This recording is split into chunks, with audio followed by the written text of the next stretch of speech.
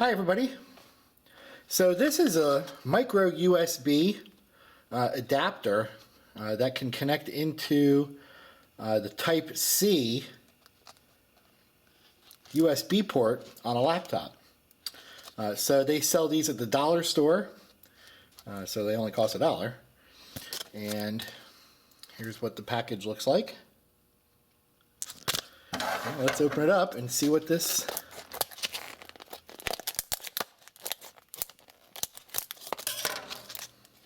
see what comes in the package.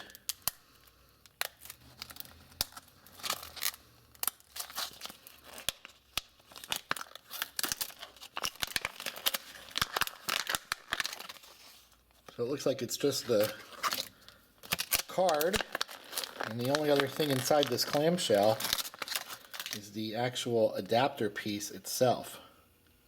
It's really small, it's really light, and looks like it is just like it says on the package.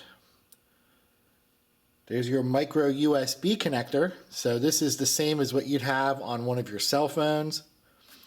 And then this is the USB-C that'll connect into that oval shaped connector on your laptop. So pretty cool.